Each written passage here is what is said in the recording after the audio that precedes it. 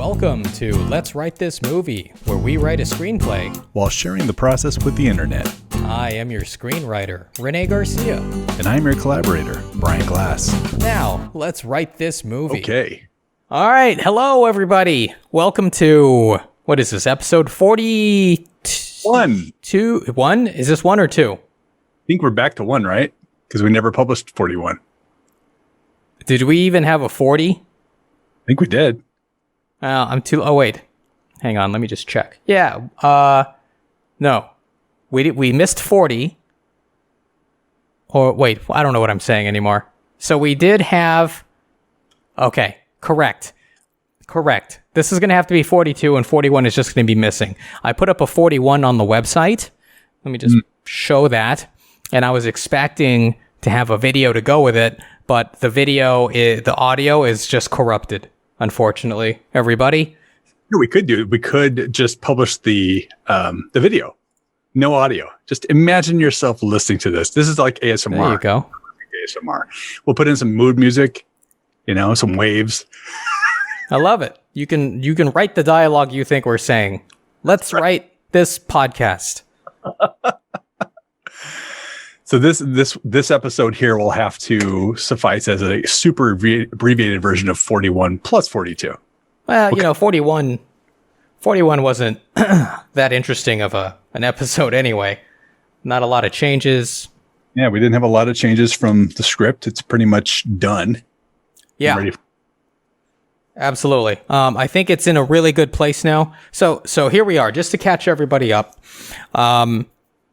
The script is down to 90 pages, and I am pretty happy with it. Now, look, I feel like had I written it from scratch with the intention of 90 pages, it could be tighter. It could, maybe be less disjointed. And of course, all of the, this really happened in my real life, therefore I have to write it this way, baggage.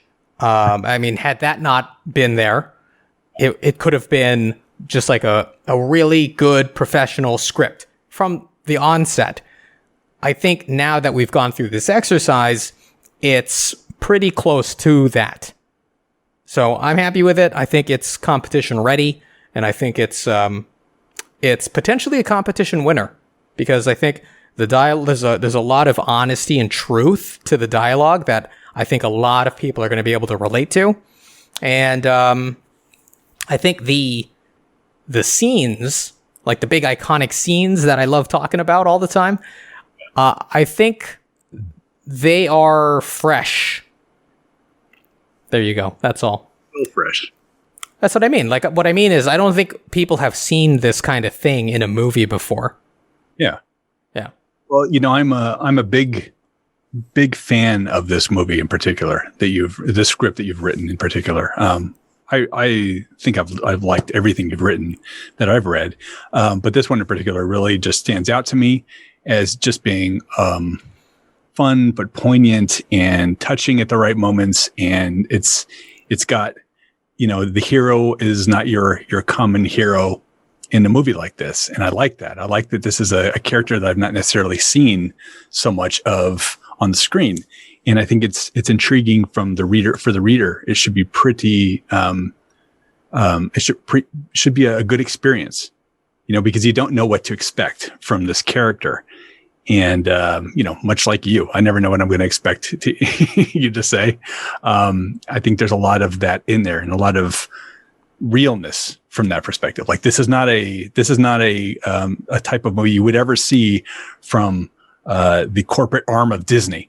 You know what I mean? That's been 80 versions and watered down and, made into milquetoast. I think this is something that's a little bit more genuine and a little more raw, but in a good way, in an interesting way. So I feel good about I appreciate that. Yeah. Well, let me just say, if there's anyone at Disney who wants to buy this movie and turn it into milquetoast, I'm all for milquetoast. Or change, the way you approach movies. This is not Marvel, fair, and that's okay.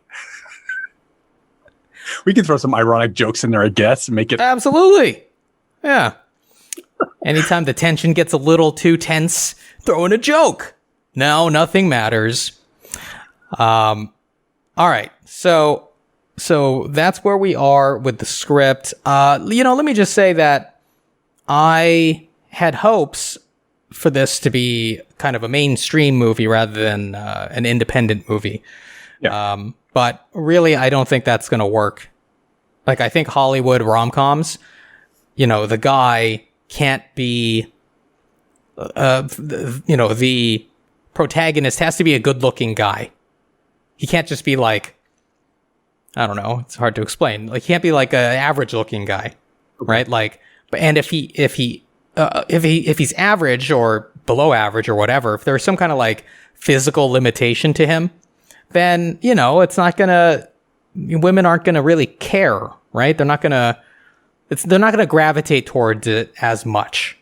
Okay, is my understanding or my belief, right? And if the target audience is women, well, they want to see a good-looking guy get the good-looking girl.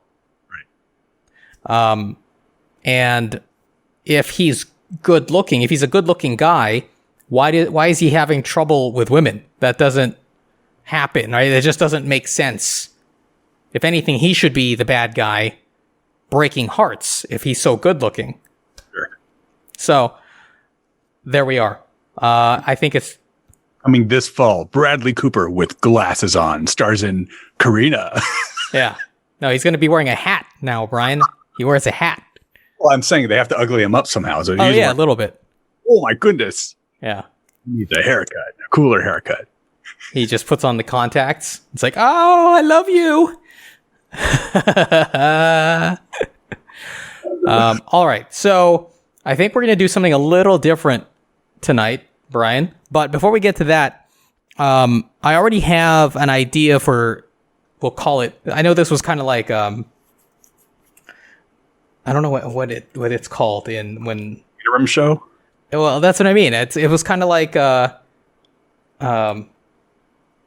I guess that's what like a short season, if you will. Yeah. It was a limited series. Okay, there you go. I think that's the best way to describe it. So for the next season, I think I have a good idea that I will start from scratch, but it's also already like, I think a cool idea that could work. And let's save that discussion for the next episode. And hopefully the next episode, we may need to take a break while we sort out some tech issues, but hopefully the next episode and going forward, this will be streamed. Like we'll live stream it. Yeah, why don't we just plan on 2 weeks from now? We'll do that. And next week will be our tech show that no one sees. Yeah, I like that. Let's do that. So if any... It's going to be a wholly new script coming up next. Yeah, I don't know if I've discussed it with you before, but... Then don't. But I'm super excited we're going to have something new and fresh because it's always stimulating to do the new stuff. Okay. All right. It's along the same lines. Well, whatever. We'll talk about it later. Okay. It's a new idea. It's not as developed as like Epitaph. Like I was living with that for a while and I already had like a pretty good shape for it. This one, it's going to be a little rough. So hopefully I can get through it, but it's not going to require too much research, I hope. So you need to engage your research arm. I'll be happy to help out there too. Oh, thanks, Brian. Thanks. Luckily, it's fantastical enough that it's still going to be set in like reality, but it's fantastical enough that we're not going to need hopefully too much of that. Like I feel like I'll be able to make up enough of it where I can say, yeah, it's believable. It's my reality. Yeah. Good enough for the movie. All right, Brian. So anything you want to talk about before we get into what we're going to do tonight? No, I don't think so. Other than learning that we are going to be doing this today is interesting. It's not as fresh, I'll be honest, in my head. And as a result, my feeling about it isn't quite as strong. Because I did feel very strongly after watching it. But we can get into that next. And that is going to be the subject matter of this episode, which is a little bit of a throwback to our other show. We're going to be reviewing the movie Tenet by Christopher Nolan. Is it really reviewing? Is that what we're doing? I'm going to do a bit of a review because I think, and I'll talk about this a little bit during mine. I think a lot of it really centers around the writing. And here we are, and let's write this movie. And I feel like there is a writing component that plays a huge part of whether this movie succeeds or doesn't succeed. Yeah. And so that's at least how I'm going to tie it together. And that's the lens through which I looked at this film. I think it's just natural for being a collaborator for so long now, that and for someone who really likes to dissect movies anyhow, and take a critical eye, towards everything. Everything could be the writing of a movie, the editing of it, the pacing, the music, anything. I look at it fairly critically, just naturally now. And, for this one, I feel like the writing was a huge component of its appeal to me. Okay. Well, how do you want to do this, Brian? You want to do this in standard Flick This Movie style? Our other show? We can do that if you'd like, but you're going to have to remind me what that format was because it's been a while.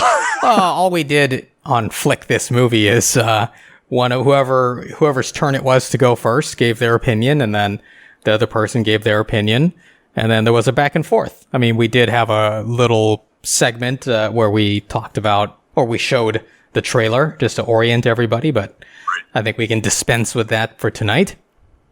Here we can show the trailer backwards, and it probably won't make them. Wow, Brian, I can already tell what your opinion is.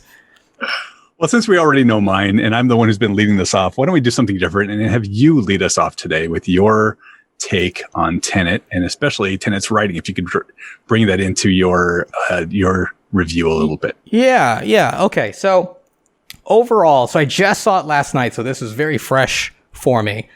And let me just say that given what's going on with COVID, and we're not allowed to go to the theaters, and you're just stuck watching a lot of like bad cinema and bad entertainment. It's just like whatever the studios like have lying around. All right, put that on your streaming platform, because people need new content. We need a reason to bring people back. I was pleasantly, it was refreshing to watch Tenet and see like a really well-produced movie with really good acting. And the concept was it really drew me in. So all of that is to say that overall, I liked the movie. I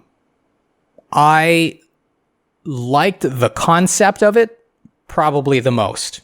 And there's a sequence. First of all, let me just say, there are going to be spoilers here. So yeah, I haven't seen the movie. Spoiler alert. Spoiler alert. Uh-huh. Alert. Inside joke. There you go. Mr. Robot over here. There's a sequence in we'll say roughly halfway through the movie, where there's this fight scene with like a guy who's moving backwards and another guy who's moving forwards, and they're fighting together. And I just thought, wow, this is really well done. I could already tell, like, okay, I know who the guy in the mask is, right? And, it would all come full circle in the last half of the movie. I just thought, what the hook of this movie is the logic that makes that all work, right? And to, as someone who is a creative problem solver, I loved the challenge of that. Like, I wonder if that was like the scene, the seed, the germ that created the entire movie around it. Like, what if we had a guy who was moving backwards in time fighting a guy moving forwards in time? What would that look like? How can we make a story out of that? Right? And if that was the case, I can understand why the writing, which I think you're going to say in your review, Brian, why the writing it almost feels like an afterthought in that, and maybe that's too strong of a description, but I wished I could feel more for the characters. I wished they had a relationship. I wish I could understand why the protagonist, he doesn't even have a name. You know what I mean? Why he has such an attachment to this really tall woman, right? Who's like a foot taller than him. That's never explained, right? And there are things that happen in the movie that It's like they just introduce it when it's necessary. So as an example, the antagonist, played by Kenneth Branagh, his death will trigger the end of reality, or the end of the world. I guess it would be reality as well, because if it's affecting time, why wouldn't it affect like the universe, like all creation? And it's just like, after the halfway point, that's just brought up. Like, oh, he's got pancreatic cancer, and he's got like this stepper device that counts his steps or something. And he's going to kill himself at this particular time, and that's going to end reality. And I'm like, What? Where did this come from? I wish I had known that ahead of time. Then I could understand the stakes a little bit, Right. I mean, I understand the movie is already kind of complex because we're having to understand this backwards thing, right? This concept. But at least I can still understand basic plot points, right? And so, it's things like that kind of bothered me. I mean, that was the biggest drawback to the movie. The movie's already 2.5 hours long. I felt another 30 minutes to just develop these relationships. I think I would have been okay with that. So I watch YouTube all the time, and it's hard not to read thumbnails or read titles of recommendations And so like someone pointed out, one of the titles for a video was, why is it so hard to understand what people say in Tenet, or something like that, right? And so I was like, I want to enjoy this movie, so I put on subtitles, right, for the whole movie. And I was noticing certain things like, Kenneth Branagh's character's last name is Sator, Sator, and then they'd be walking around, and then they're in like this art Freeport, like art storage place, and it's called Rotas, the Rotas Freeport or whatever, and it's Sator backwards.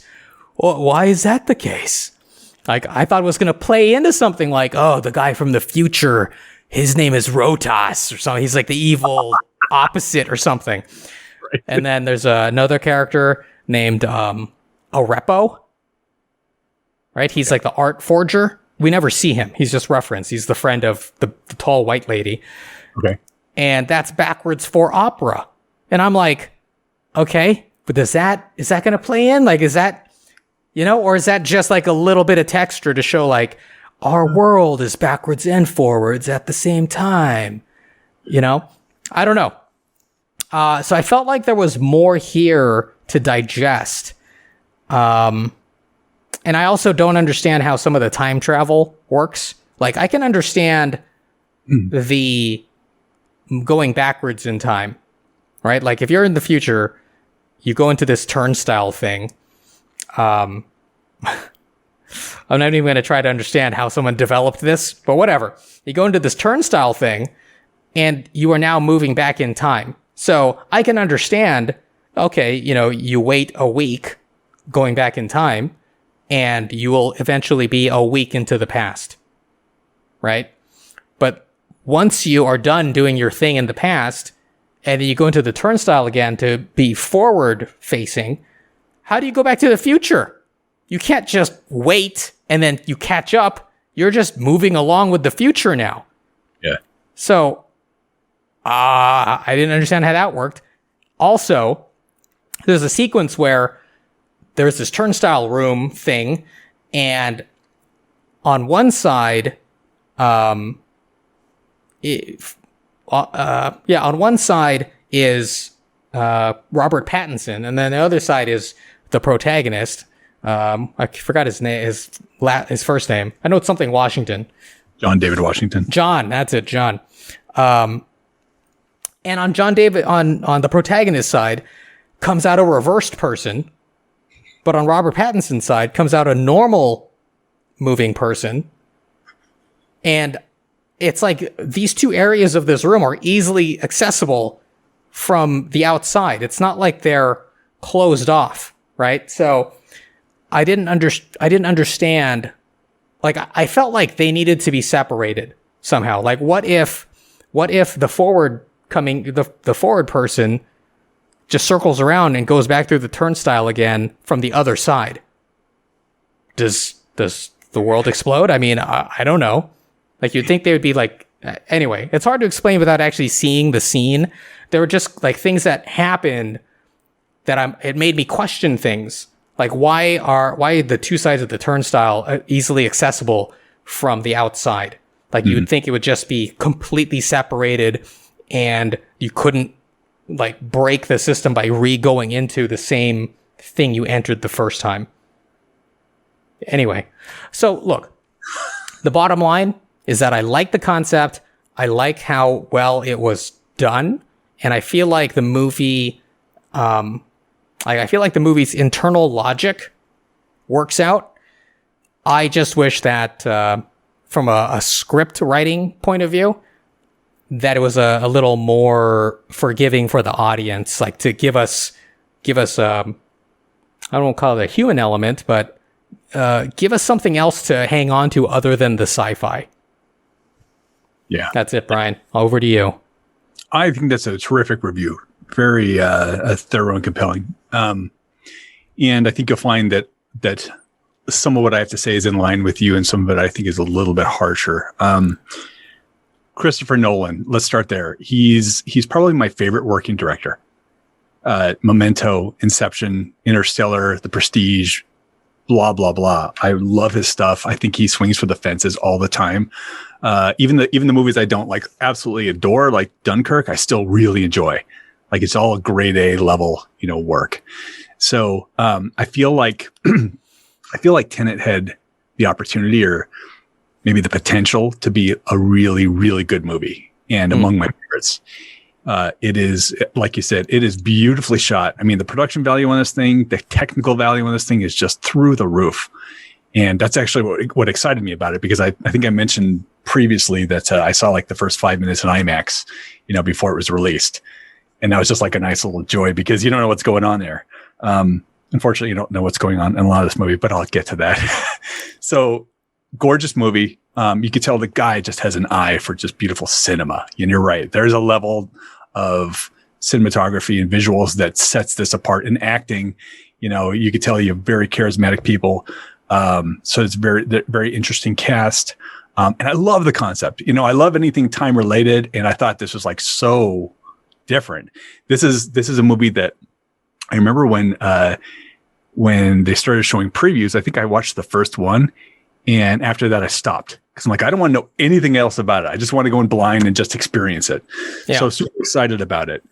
I will have to say that before I go into like the deeper parts of why I feel what I do, that I feel like the films failed spectacularly at the basic level of storytelling. And that's why I was kind of interested in including it in this show.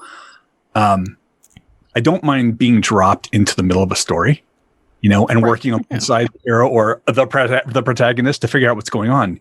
I love to be challenged. Last year, there was the Charlie Kaufman film that came out, I'm Thinking of Ending Things. Yeah. I think it was on Netflix. Yep. And I watched that thing twice, and I enjoyed it both times equally. And I'm not saying that this is everyone's cup of tea, but I like a movie that's like, this is, you can't take everything for face value. There's a lot of, metaphor into this, and a lot of unrealistic concepts are being presented, and you have to interpret what's happening. And I'm totally okay with that, partially because what happens is that the hero is experiencing it as well. So you and the hero are kind of working alongside each other, trying to suss out what's happening. Yeah. This last weekend, I watched Bliss, which is a movie that just came out with Owen Wilson and Salma Hayek. And it's getting pretty bad reviews, like 2.5 stars out of 5. Oh. I'm much higher on that scale, like over 4. Like I thought it was a very interesting, hard to watch movie. Yeah. Because what they put out on the trailer is not what you're delivered. I think it's what it did. It just changed people's expectations. You're expecting some kind of like, ultra, modern futuristic tale. And that is a component of it, but that is not what this movie is about at all. And what the primary character, Owen Wilson, is experiencing. Again, you get to kind of figure it out over time. And I really like that. But here it felt like over and over that there seems to have been made the choice to purposefully lop off the beginning of many important scenes. And I felt like the effort was to disorient the viewer and drop them in to try and figure out trying to figure out what's going on. And I think that's not acceptable in this type of movie. Yeah. You mentioned earlier that the movie's 2.5 hours. So it's not like they were pressed in terms of running time here. They had plenty of time to set up every set piece and what's going on. But I feel like I, as the viewer, was trying so hard to figure out what was going on and kind of create my own intellectual sinew of storyline where none existed, in a way that the protagonist didn't. If you think back, you only watched it yesterday, so you probably even remember better than I do. But there were only like a couple of minutes where he didn't know what was going on and had to be briefly explained, what this meant. Otherwise, he was like always in control, always knew what to do, always know how to act, who to fight, who to go after. And I'm like, how is he even coming up with this stuff? Are there scenes where they're meeting and having decisions made, that explain why he's doing the things he's doing? Because otherwise, I don't understand what's propelling this guy at all. Right. You know what I mean? So, they had plenty of opportunity to create good character arc, and, some development there. But there's no way to do, or they just decided not to do it. And I really feel like since Nolan not only directed it, but wrote it, that this was on purpose, and I think I don't have a problem again with that, other than the fact that so much of it is, I think this is how this works. I think this is why he's doing it. And that to me does not create compelling characters, compelling situations, just really great individual scenes. Like, oh, that's so cool. If that was just part of a different movie, I think I would love it. You know what I mean? So basically the bottom line on this is, if I was his editor, I probably would have cut the footage down to 1.5 hours and asked him to create an additional 15 to 30 minutes written to create a more compelling narrative, to truly develop these characters. Because, there were scenes like wholesale, I think, that could have been knocked out. I think, there's like a repelling scene that's in there, which is just cool. Yeah. But at the end of the day, who cares? You know what I mean? It's like, you've got other scenes that are actiony and they're more meaningful within the concept of this idea. This was just like, straight action for action's sake. There were a few of those. And I guess the lady's name was it Priya? Priya, yeah. Older lady, yeah. Mm-hmm. I felt like that was, another section which I just didn't really understand what her whole deal was and what she was trying to what her point was being on screen. It was just underdeveloped, Yeah. And, the stakes on a movie like this are literally the fate of humanity, right? And so when you, as a viewer, and I think as a writer, if you're going to make those your stakes, then they're kind of untenable for the common viewer to get. It's like, unless you're watching Armageddon and it's just hokey and over the top. But if they're trying to make this like, these are the highest stakes you possibly can, it's very hard to deliver that. Right. So I understand that you want to distill that and make the stakes more tenable between the primary. I was going to make that joke, Brian.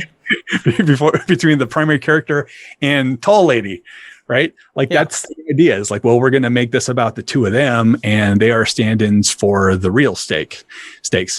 And this was like a true misfire in the movie.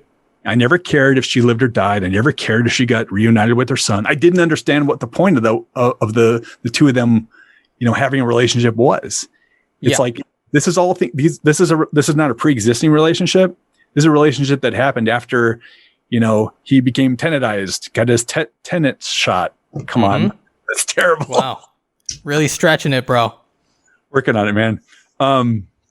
So anyhow, and there's that, and very similar to you, the plot, the surprises in the film were really telegraphed, and I like those little surprises, like, oh, cool. That's the same guy. That guy he was fighting was him. It's like, you kind of know it all going in. You know what I mean? Yeah.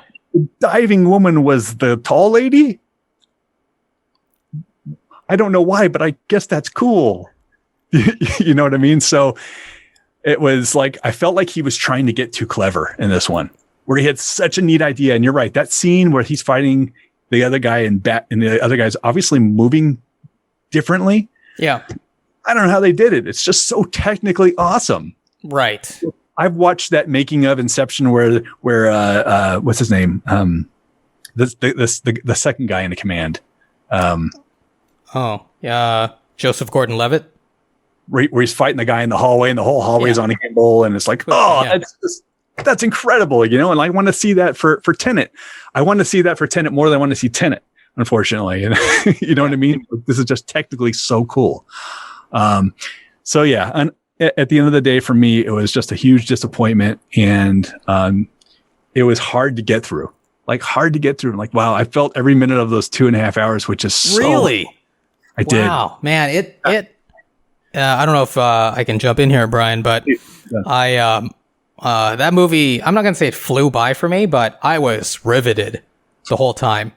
Yeah, because I wanted to understand it, I think. Like, I felt like the visuals were there, and I understood the concept, but I needed to see how the plot wrapped up so that it was still satisfying.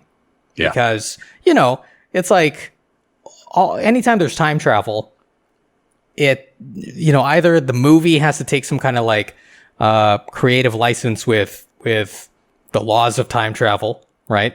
Or they just like kind of gloss it over, like in Looper, when Bruce Willis just like slams his fist on the table. I don't want to talk about time travel shit. And I'm like, okay, I guess that's how we're going to get around it.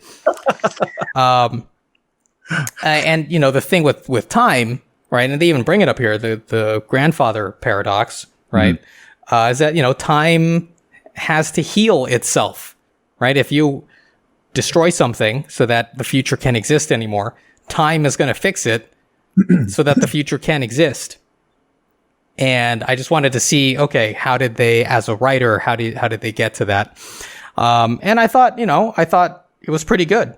I mean, I can look at some entertainment value things and say, okay, well, here we have this big kind of war scene at the end. Who are they shooting at? Like you saw them occasionally, but there was no like. It was just a bunch of explosions, really. Just very occasionally you would see enemy forces. Yeah. And I that felt a little weird. There's also a big set piece where there's like a building that has collapsed from one perspective, and then from another perspective it's still standing. Mm-hmm. And from that perspective they collapse it, and then from the other perspective, as it rises, they shoot the building again, and then it blows up. And I'm like, why are they doing this? Like, I know that they needed a quote unquote distraction, but the fact that we're not seeing enemy forces be distracted by anything. Like, we don't even see them on the field much, really. It's like, I feel like they just thought it would be a cool visual. So let's have them both shoot at this building at the same time, and we'll have explosions happening from two different perspectives, right, and it'll be cool. And that was it. Well, fine, cool, but it was useless to the movie. Like, if you're going to show me something, help me understand why I'm looking at it and why I need to carry around that piece of information in my brain. Yes. Right? It would be like they kept focusing on like a little zipper pull on someone's backpack. And I was like, okay, obviously that's going to be the identifier, right, of this mysterious person running through time. Imagine if that was never paid off. That's the kind of thing that this building represents. It's like, the building was cool and they spent a lot of time doing this thing, but it was nothing. It was inconsequential to the movie. It could have been cut out, right? So there's that. But I think the thing that it was either... Let's pause for just 1 second, because I felt like, you mentioned that the zipper thing was paid off. And to me, when it was so minor. And I just didn't think it landed at all. I didn't think it was the big payoff that I was expecting with it. It's like there weren't a lot of characters in this movie, so you can kind of tell everything that's going to happen, It's not like they're introducing someone new or there was any subterfuge. It was just like, it's that guy. Of course it's that guy. Who else is it going to be? Yeah. I think, and this goes back to the whole relationship thing, right? Like, had their relationship been stronger in the movie as we saw it, then we could feel this kind of like delayed emotion to seeing him dead earlier in the movie. Right. Which is why the protagonist, I assume, why he's like teary-eyed as they're saying goodbye at the helicopter at the end. Right? Because, hey, spoilers, everybody. We gave you the spoiler warning. It wasn't that. It was just like, I guess he has to feel something. I, as a viewer, certainly don't. But yeah, all right. Okay. All I'm saying, that's the point I'm making, is that it would have been more impactful for me. Like, I could then relate to what the protagonist is feeling, because he's suddenly realizing who this guy is in time, right? Because he's run into him in time before, and he's constantly saving him. And man, honestly, that's what I'm saying is, like, you could take an hour and a half of just like chunks of this movie and leave them just as is. They're beautiful. Fill it out with, a proper relationship to develop. And I don't even care about the girl. Make it about the guy. Make it about him and his. I would be totally fine if it was just about the two guys, right? Right. I feel like protagonist could have had a little bit of a background where he's a loner. He doesn't like to work with a partner or whatever. Maybe that guy who kind of resuscitates him near the beginning of the movie. He's like, you lost another partner or whatever, protagonist. And he's like, I never liked working with partners or whatever he says, right? I'm a lone wolf, Captain. I'm going at a time, so I'm technically getting too old for this. Exactly. Anyway, so all I'm saying is that there are opportunities here to kind of humanize him so that we can build up to this emotional release at the end. Instead, it's just like, it almost feels like these people are, it's almost, gosh, I don't know what type of, literature this would fall under, like literary category. I want to say it's almost like a parable, right? Where people or characters in the story are not necessarily, there's no foundation for what they're doing, for the behavior, but they are acting, or they are behaving in such a way as to tell us a greater lesson, right? And I felt like a lot of this was that's kind of like stripped down. We're just going to give you what's necessary to tell you the story, not develop these characters in any way. Everyone's going to feel pretty flat, right? And I felt this nearly from the beginning. When he first learns about the reversed ammunition. Yeah. And it's like, you're a dude living in reality, right? Regular reality. And then suddenly you're experiencing things going back in time, right? How are you not like more freaked out by this? Right. Instead, he's just like, oh, that's cool or whatever, right? Why does it feel weird? It's like, no, that's not the question. Why does it feel weird? Yeah. The question is, how is this how is this possible? What you're describing is ridiculous, lady. And like the whole thing where she says, like he tries pulling the thing up with his mind or whatever the first time, and she says, you have to have dropped it or something like that. So it's kind of like, so he has to mentally think, like imagine him having dropped it already in order for it to reverse back into his hand. And I was like, oh, that's a really cool idea, right? Like, I wish they had done something creative later in the movie where, he's like coming up with the past, like making up the past of certain items so that they can react to him and reverse back into whatever his idea was for it. Like you as a human being are imparting the history onto items, right? And I was like, I wonder if that's going to be like the whole thing and there's going to be a cool showdown where they're like the bad guy and him are like imparting histories onto like, things in the room and they're flying at each other. That doesn't happen. This is the first and last time we get this concept. And so because of the flatness, right? Like the scientist is just like, yeah, this is the thing I study now. This is my life. And then protagonist is like, okay, I'll investigate this. And then everybody else is just like, you're going to do this next. You're going to, don't do that. Look out for this. And he's just like, okay, I'm ready. Let me go run around in time backwards. It's totally fine now. I mean, you have a lot of the exact same objections I do to the movie. Yeah. I just feel like you were impacted by the visuals even more than I was. That's taking you over to but overall, I thought it was.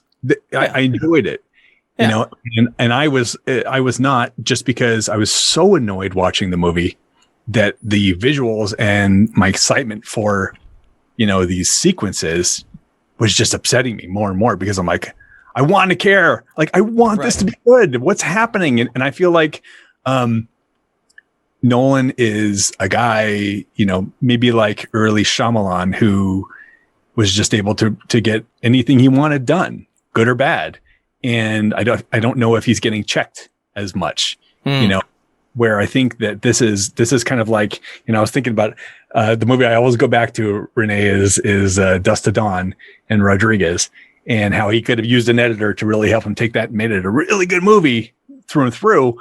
But he was doing his own editing, he was doing his own directing. And I feel like when you do that, when you're too involved and not checked, sometimes you tend to take a good idea and just do something irreparable to it. And unfortunately, I feel like that's what happened here. Like I said, there is a good movie in here somewhere. It's just not on screen. And, this is when I would never watch again for all the reasons you just said. I mean, I was extremely frustrated in that first scene. Like, okay, I'm finally going to learn what Tenet, means, and not just go Tenet or Wakanda forever or whatever. And that'll be that. Do you know what I mean? Or whatever it was. I can see that's the 3 weeks difference. The two have morphed together. But I was never able to get past that, because I was like, I want to spend time training and understanding, and I don't have a problem with him being flawed and having to learn and practice and fail and get to the point where he's proficient. I'm totally great with that. Like Wanted. Yeah, exactly. A dumb movie that I loved. That was like such a. I didn't think that was dumb. I thought it was good. I mean, it was just it was nonsensical, but it was so fun to watch. Like, I love that movie. Yeah.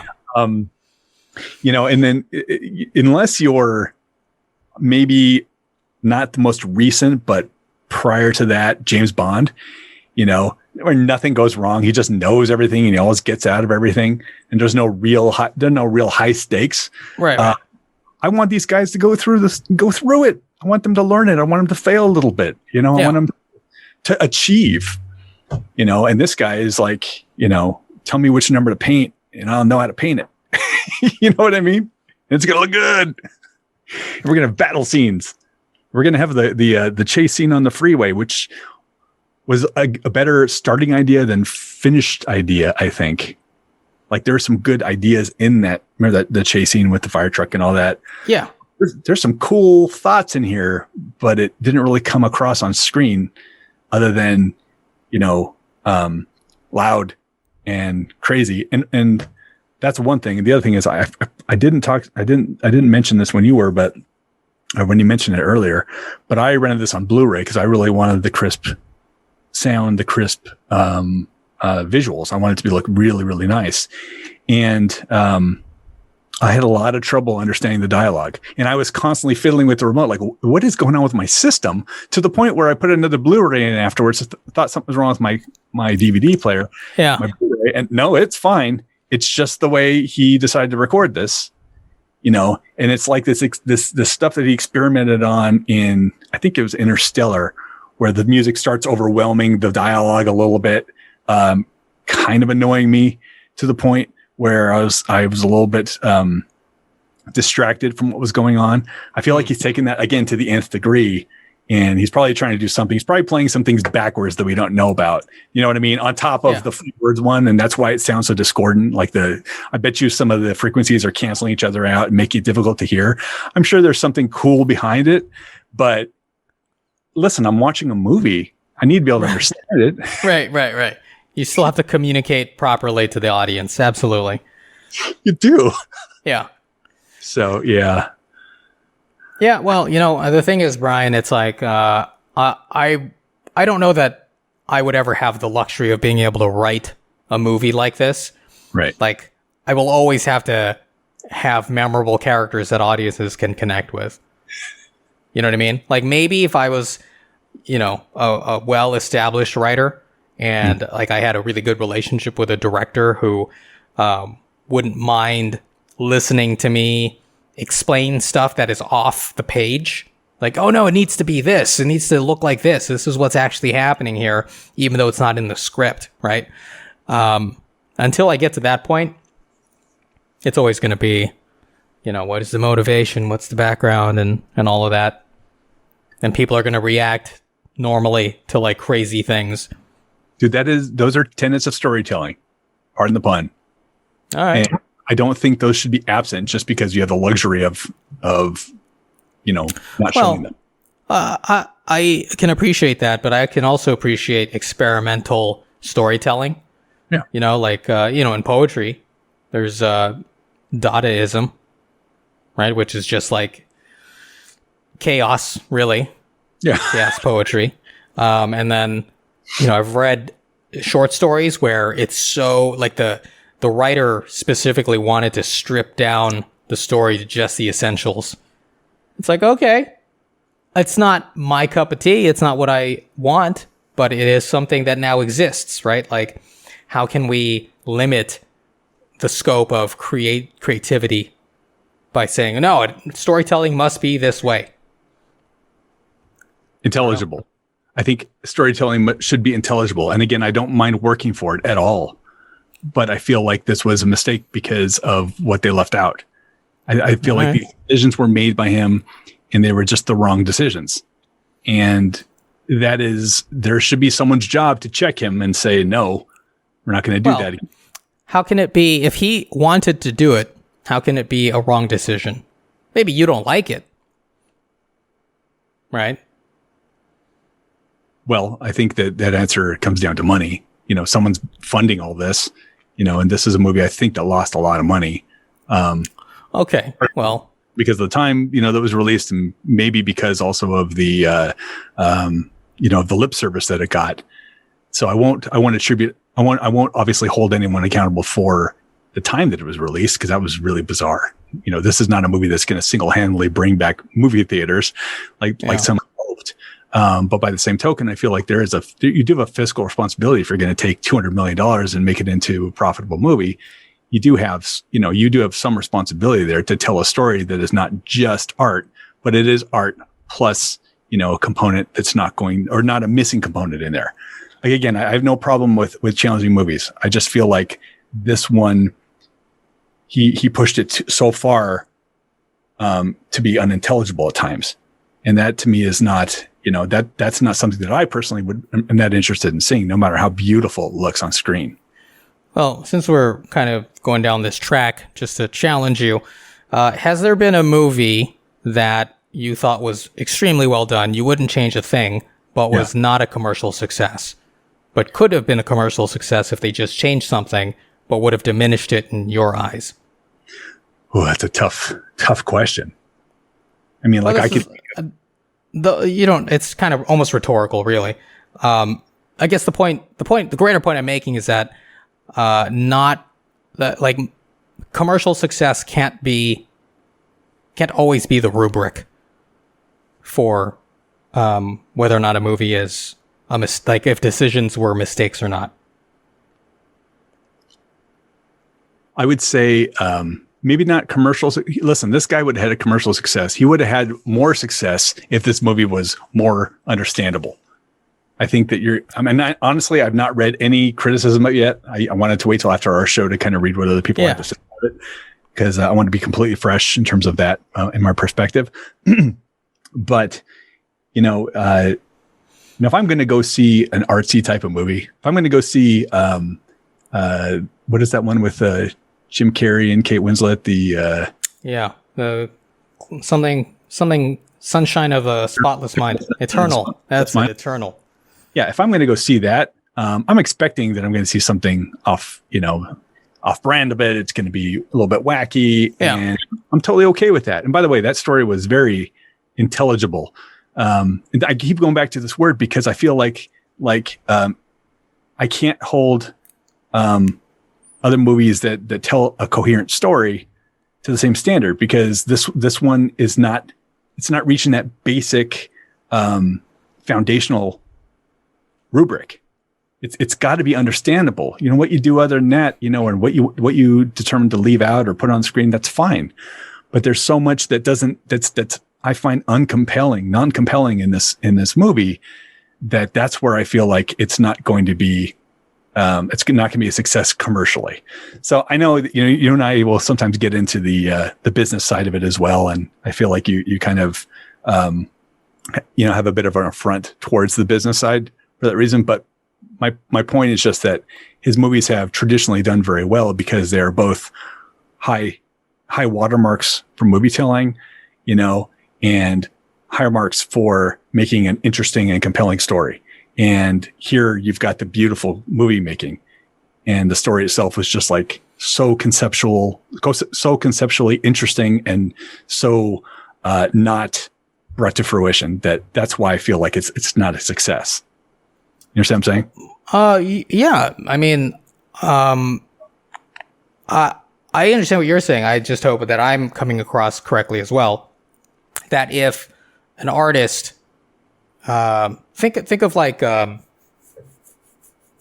impressionist and a cubist, or someone who like a Jackson Pollock or whatever, right? Abstract. Yeah, exactly. Like, in a world where everyone appreciates impressionism, and then someone comes in with abstract, someone could say, well, if you made this woman's face look like a regular human face, this would be a lot of people would appreciate it.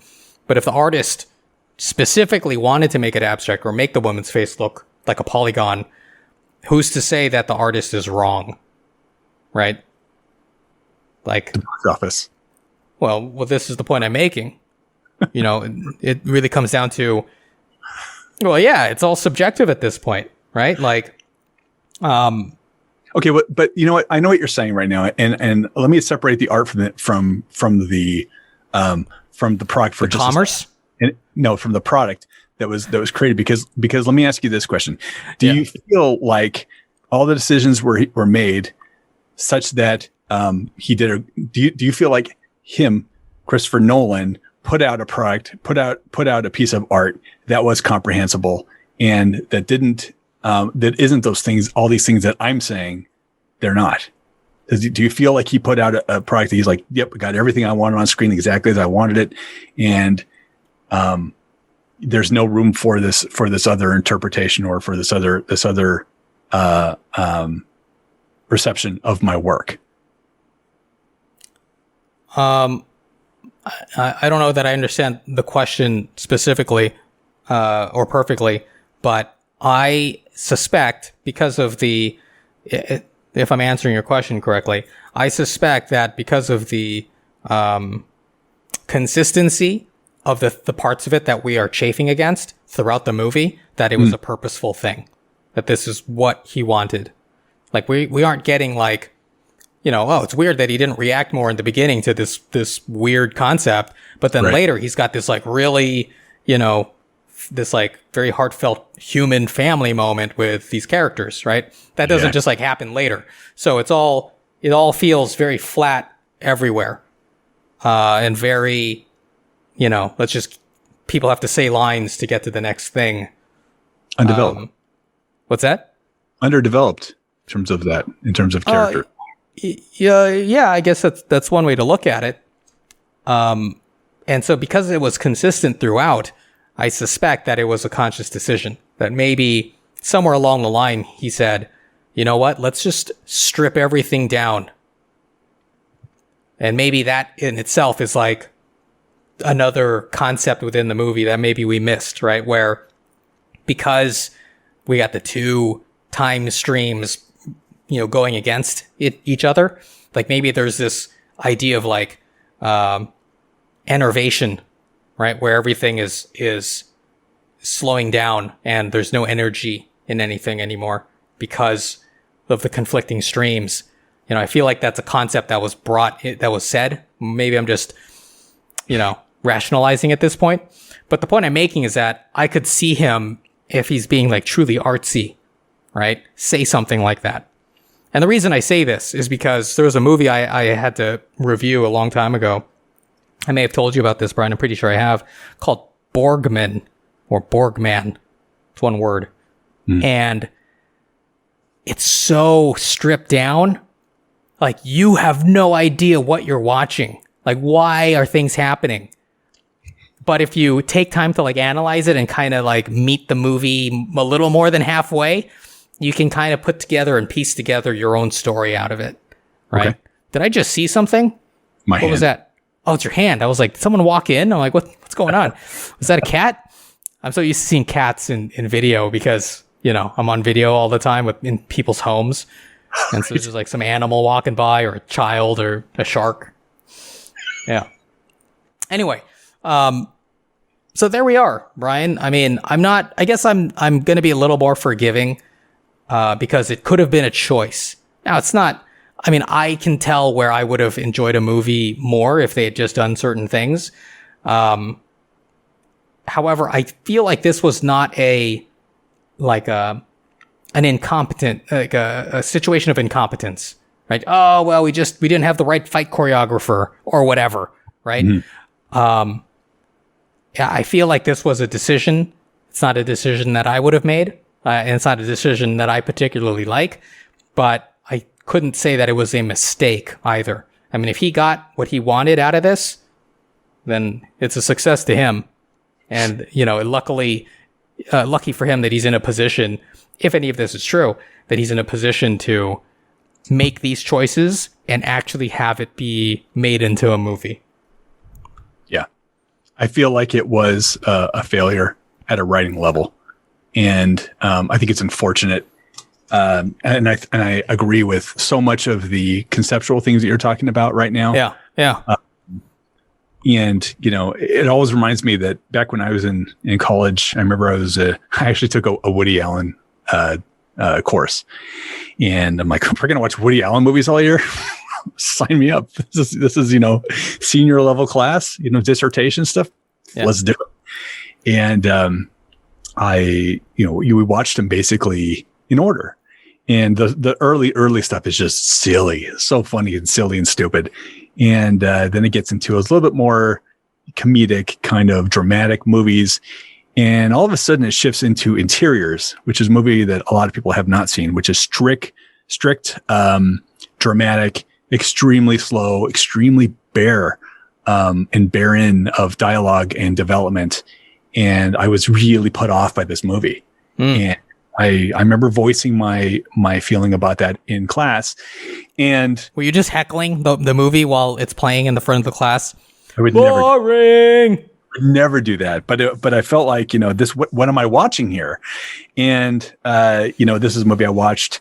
And then a few weeks later, I went and looked at it with a different perspective. And I thought, here's the problem is I had come to an expectation level of Woody Allen. I'm either going to laugh or I'm going to laugh and enjoy the dramatic or whatever it is. And then all of a sudden there's this right turn into this strange land of Interiors. Yeah. And all of the objections I had when I just kind of stepped away and looked at it as a piece of art, I took back because I'm like, you know what? As a standalone movie, this is a successful movie. Now, of course, it was not something that was critically acclaimed or anything, but it was something where I could see where he was going. I could see what he was working at, and he was challenging me, and I buckled at it the first time I saw it. And I felt like some of that was happening as I was watching Tenet. I'm like, is this what's happening? Like my expectations of a Nolan movie are such that, I'm just expecting to be like enthralled the entire time. Am I not working hard enough? And during the movie, I was trying to pay special attention because I felt like, okay, there's some things that are not kind of being developed. And I guess that it's up to me. I've got to figure this out. And I kept having the issue that you were having with the turnstile over and over with different scenes. Like, well, why is this? And how is this? And don't ask too many questions. Right. Point where I was like, it absolutely was intentional. And I absolutely think that it was either a mistake to leave it out, or a mistake to not develop it, or a mistake not to let us know a little bit more about where he was coming from to help us care about what was happening. And that's, I think, that's where I think the failure really is that if he's not going to have me even care about this, then I'm just watching cool scenes strewn together, and I'm fine with that, watching those as shorts, and if I'm going to go back and watch, hey, this 13-minute sequence is insane, let's watch that again, I'll probably enjoy it a heck of a lot more than I enjoyed the movie. You know what I mean?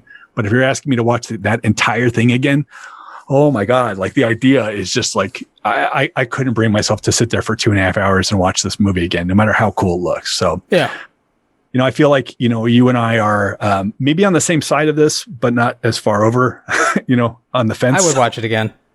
Okay. But I'm saying just in terms of like, this is something you would, is this something that you would recommend?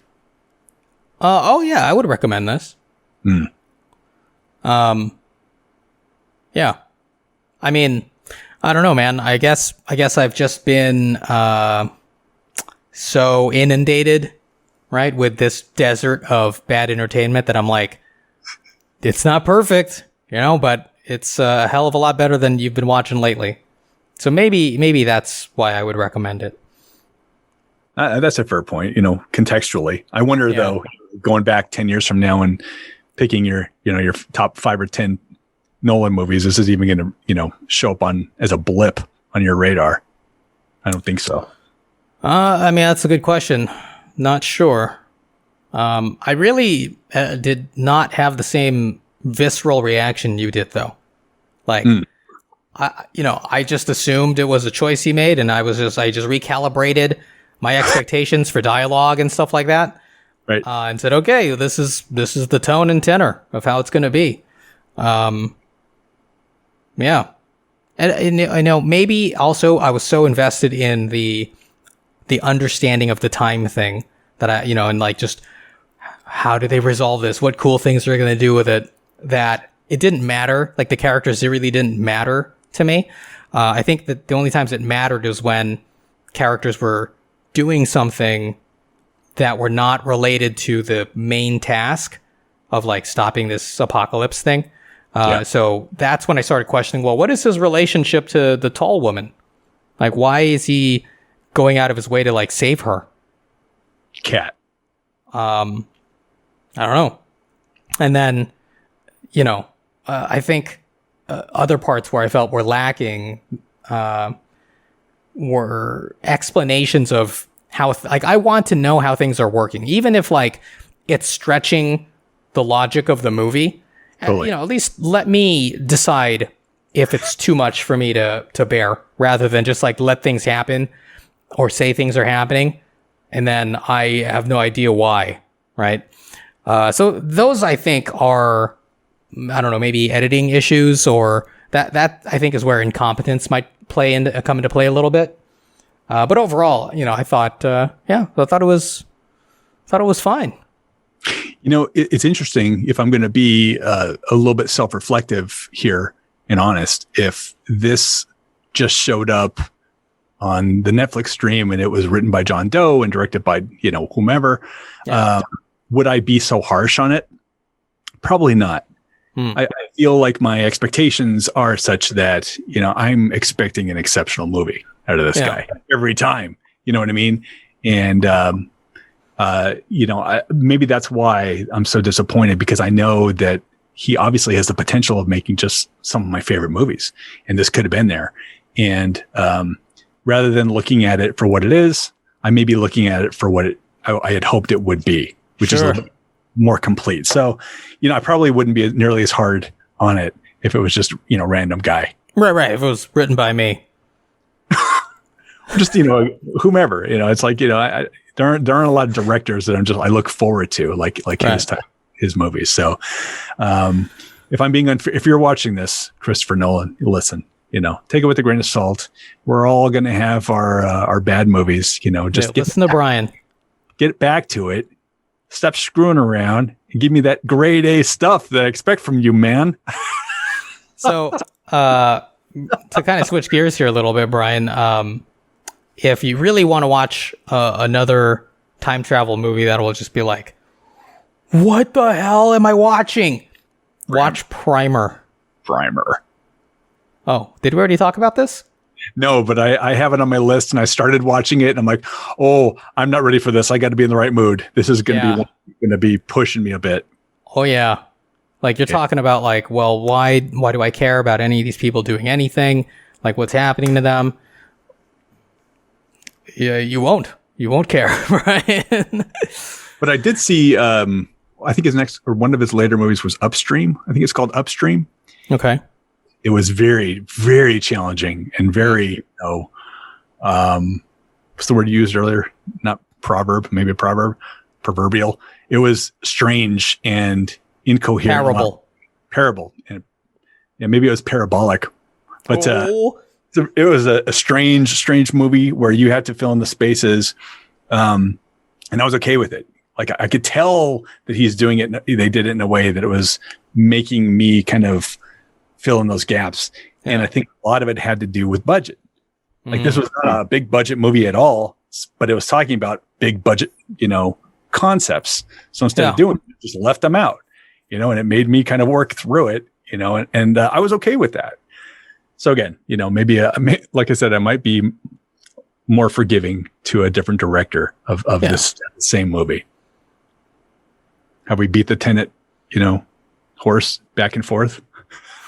No, I think this was I actually think this was a pretty good and relevant conversation to what we're doing with this show.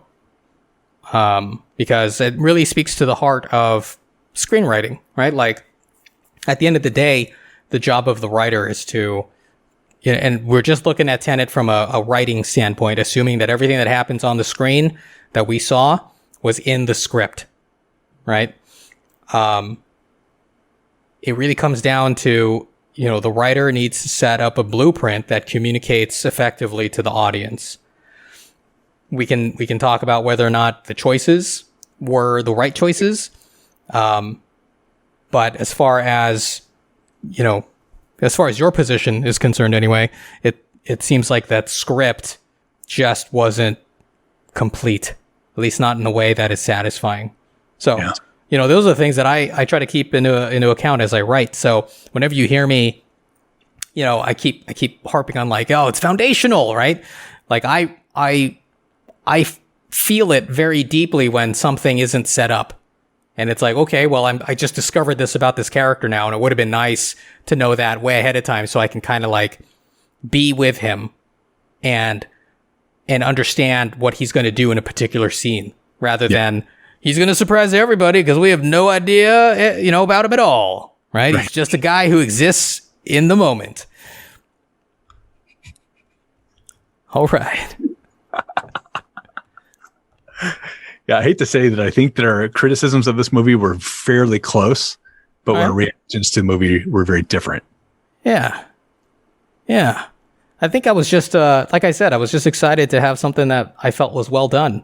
Maybe not from a writing standpoint, but, the presentation value was definitely there. Yeah, definitely agree with that. Definitely agree. You're seeing the money that they spent on screen. Absolutely. Yeah. So. Yeah. Well, we'll see what he comes up with next. Yeah. I'm just playing back in my head. Like, there are a lot of these sequences that, I don't know, like, were they really necessary? Like the whole, I think they call it halide gas coming down, and they got to, like, pick the locks and stuff before they choke to death. And I'm like, okay, I mean, did we expect them to choke here? Like, no, right? So was it necessary to... If someone rolled back time because they died, like, whoa, this is a movie I really like now. You know what I mean? You don't expect them to die. Exactly. That'd be cool. But seriously, like if they'd done something, it'd be relevant and interesting.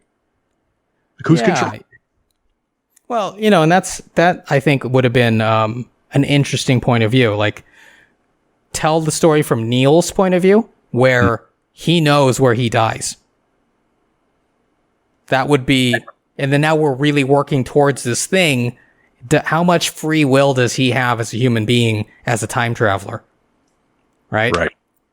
And he knows he's got this mission to do and stuff like that. And, that would be a mind trip, right? Where he sees his dead body, like he's traveling through time, and maybe he has to come back to this time later, and he just sees his dead body. He's like, oh, I wonder when that happens, kind of thing. Right. And he knows once he's in that situation, it's likely to happen. And does he go forward or not? That's what I'm saying. There's a great movie in here. Not on screen. This guy. Brian, they blew up a building from two different time perspectives. Okay? There's another part where the guy got trapped in the building. Right. Correct. I thought that was cool. I didn't understand why I was supposed to care about it, but it was cool looking. Super cool looking.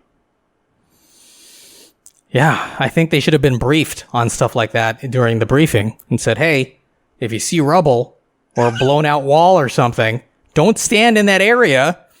Run away. Yeah, because it got blown up in the past. Renee, I was sitting here watching this movie. We had headphones on so we could really listen to the articulation, the dialogue.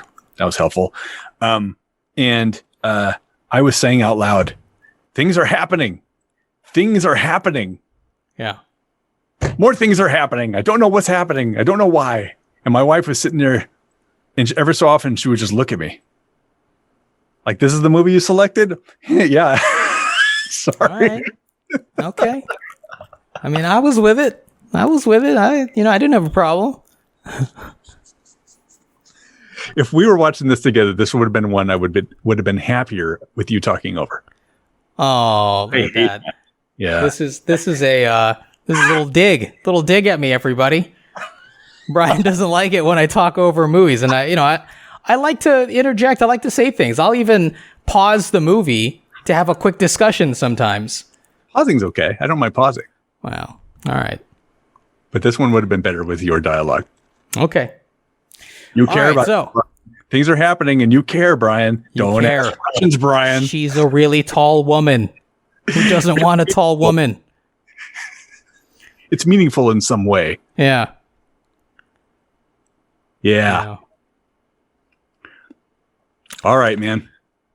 Well, yeah, I got nothing else here, everybody. So that's our take on Tenet. I was hoping to work in Tenet Little Indians, but I couldn't find that. Couldn't work that into the conversation. I was sitting on it for the whole time, but oh well. This movie gave me tinnitus. Tenet. No, it's terrible. They're all terrible. Yes. But you know what's not terrible? Is this show that you're watching, gentle viewer. So look for us in a couple of weeks. We're going to come back strong, and hopefully we'll be streaming on different platforms. And hopefully that next episode is not going to be trash with, when I present my new idea. And hopefully it's an idea that I can actually stick with. It's hard to come up with new ideas and unless you like and feel really strongly about it, right? Yeah. Like I come up with ideas all the time. Not all of them are something I want to see all the way through to a finished script. Exactly. That's a perfectly valid point. Yeah. Well, I'm looking forward to that conversation in a couple weeks. So before everybody goes, just a reminder, our website is letswritethismovie.com. Please visit. This is where we will host our pages for the week or for the month or however often I'm able to generate pages. Hopefully it'll be weekly. And you can leave comments and hopefully direct the direction of the script. And we would love to get your feedback. So let's get back to us. Brian, anything else you want to say before we close off this quick episode tonight? Relatively quick.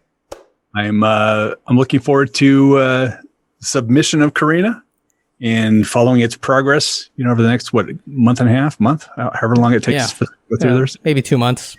Looking forward to that. We're going to win, Brian. We're going to win this time. I feel Do it. All right, everybody. We'll see you in the next episode. Peace. Bye. Bye.